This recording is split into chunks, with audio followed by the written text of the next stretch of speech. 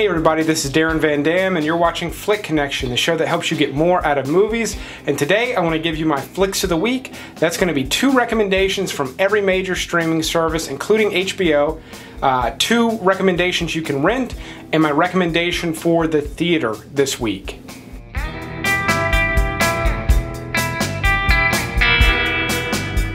So later this week on July 6th, that's Friday, Netflix has a new original movie coming out called The Legacy of a White-Tailed Deer. Now the cool thing about this one is it stars Josh Brolin, Danny McBride, 2 of the biggest stars to be in a Netflix original, and this movie is about a hunter, professional hunter, like a TV hunter, that takes his son out on his first hunting trip to bag his first deer. So anyone into any sort of hunting, this is probably going to be a must-watch for you. It looks like a really good father-son bonding type of a thing, so I think it'll be at least fairly decent, particularly for a Netflix original. But Friday, you can check that out. And because it's the beginning of the month, Netflix has a bunch of new stuff. I'm going to be talking about all the best stuff coming to the platform on Wednesday's video, but one that I handpicked for this week's recommendations is Pandorum. A really cool little space horror flick. A lot of you have commented on this one in the comments on this channel anytime I mention Event Horizon. If you've seen Event Horizon and you never saw Pandorum, I highly recommend checking it out. I do not want to spoil anything with this movie, but it is a space horror movie, deep space. If that interests you, definitely check this one out. On Amazon this month, Kingpin just dropped on July 1st. This is one of those comedy movies, those rare comedy movies that you can watch over and over again. Is it Caddyshack, Animal House level? No, but it is in that same vein where the jokes are funny as you revisit them. Bill Murray has a very underrated performance in this. Now, Bill Murray himself is not underrated. He gets all the respect he deserves, but his performance in this movie gets severely overlooked. He's fantastic. Woody Harrelson's great. Randy Quaid is great in this. Really fun movie. If you never saw it, I highly recommend it. Rememory is a cool little movie on Amazon Prime. It stars Peter Dinklage from Game of Thrones. It is not about him being a dwarf. It's never mentioned that he's short. It's basically just he's playing a character, which I like. I like that he doesn't have to always be that. You know, he can just be a person.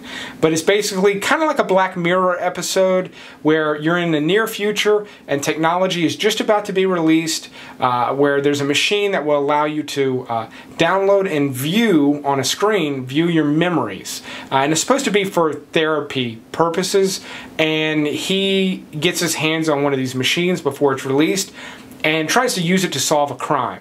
And it doesn't go the way he hopes it would go. So it's very interesting setup, very interesting, story. It is a slow burn and feels very much almost like a Netflix original, and then it feels like a made-for-TV movie.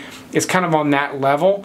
But if you're fine with that, and you like the hook on this one, I recommend checking it out. If you like content like this, I put 3 videos like this out every single Monday, Wednesday, Friday, so definitely click the subscribe button and be sure to click the little bell icon, because that's the only way you're going to get notified when I put a new video out. Now, I complain about Hulu a lot. I have a very hard time coming up with recommendations for you on Hulu, so much so I've considered cutting them from this segment. This week is an exception. I've got 2 great recommendations for Hulu. One is called All Is Lost, starring Robert Redford. You barely are going to hear him say a word in this. He gives a fantastic performance as a guy trapped on a sailboat. He's essentially trying to survive. Really great survival story. Essentially a castaway story, but he's not on an island. He's on a sailboat. Adrift is currently out in theaters. If you saw that and liked it, this is a great one to watch right on Hulu. And then one I've been wanting to rewatch is The Brothers Bloom, which is directed by Rian Johnson, who did With The Last Jedi. But he also did Looper. He did a little movie called Brick that I'd venture to say more people have seen by now than have seen The Brothers Bloom. This is his second movie. It stars Adrian Brody, Rachel Weisz, Really cool little movie about a couple of brothers who are con artists. It's got kind of this fun, quirky vibe to it, almost kind of like a Wes Anderson type thing, but it's got its own flavor. I really enjoyed it. In fact, I highly recommend this. This might be my pick of the week across the whole list, because it's the one that, talking about right now, like recommending it to you, I want to watch it. I might even watch it tonight. On HBO, Being John Malkovich just got added back. This is one of those movies a lot of people have seen, and people either loved it or hated it. If you haven't seen it, I'll be brief since so many people have. But basically, this tunnel is discovered that when you go down this tunnel, you essentially slip into John Malkovich's head. And you can see through his eyes and just see what he's doing. And then you eventually fall back out of it and you land like by a freeway somewhere. And what happens is, it becomes this transformative experience. It's like changing people's outlook on life. It's reinvigorating people that like maybe felt dead inside. And they begin to do it more and more, and then things start to change, and then things start to go off the rails. So really, really wild concept, wild movie. Just check it out just for the experience. I recommend giving it a little bit of time. It's unlike anything else. And then something that is becoming very, very familiar lately is a little movie called The Belko Experiment. It's basically about an office building that gets locked down for an experiment, and a death match takes place inside. I say it's familiar because there was a movie that came out last year called Mayhem that had a very similar concept. I just recommended, last week I recommended a vampire movie called Night Watchman about people getting slaughtered inside of an office building. That sort of setting is becoming very, very common, but this is a good one. It's a small movie. It just got added to HBO, and it just came out last year. So if you want to watch, it's not really a horror movie, but it's a blood fest of a movie. So if you're into that sort of thing, it's one of those movies horror fans are really going to be drawn to. If you don't like gore, steer clear of The Belko Experiment. And then speaking of blood, for my rentals this week, I'm going to give you two older movies that I recommend that you watch. I got very, very good feedback on that last week. You know, the new releases don't always offer something good and worth watching, but I can easily go back in time, grab a movie I know a lot of people missed that you can easily rent on any streaming service and have a good time. That'll be well worth the $2 to $5 it'll cost. Most of these I'm going to recommend are going to be less than $5 because they've been around for a minute. So Blood Simple, like I said, speaking of blood, Blood Simple is the first Coen Brothers film ever. They raised $1 million independently, to like $1 million to shoot this. It's a really great little thriller movie. Frances McDormand stars in it. She later married Ethan Coen. Went on to do Fargo, and speaking of Fargo, Blood Simple really acts as the first in a trilogy of thrillers for the Coen brothers, being Blood Simple, Fargo, and No Country for Old Men. If you like No Country for Old Men, I recommend checking out Blood Simple. If you liked No Country for Old Men up until the last 15 minutes or so, I still recommend you check out Blood Simple. It's a really solid little Texas thriller. It was shot in 1984.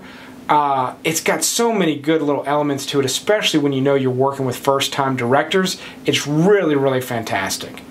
Another rental that's much more recent, it's only a few years old, is called The Guest. Now this one, really, really good little sleeper of a movie. It had a really fantastic tear at some film festivals, but it's basically about a guy that comes back from overseas in the military, and his friend dies, and he goes to visit his friend's family. And they sort of let him stay with them for a period of time, and all of that's convincing enough. Like, it wasn't like, what's going on here? But you are going to be wondering what's up with this guy the entire movie. He gets weirder and weirder. At times he appears to have an agenda. I'm not going to spoil this one. I will say, it is a slow burn for most of it, but that's only because it's off balance.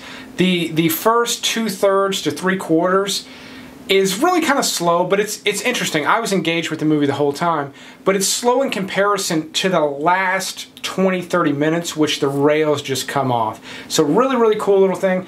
Horror fans will like this one. It is not a horror movie.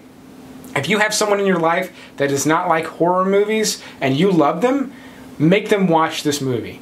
They will be able to handle it. It's not that scary, and it certainly isn't into the last like little bit of the movie, but it's accessible for people like that, and it might help turn them on to the horror genre. So God bless you if you're able to make that work with this recommendation. But regardless, I recommend renting this one. The thing that's a shame is it was on Netflix forever, and it hasn't come back. I haven't seen it on streaming in well over a year, but it's going to be worth a couple of bucks.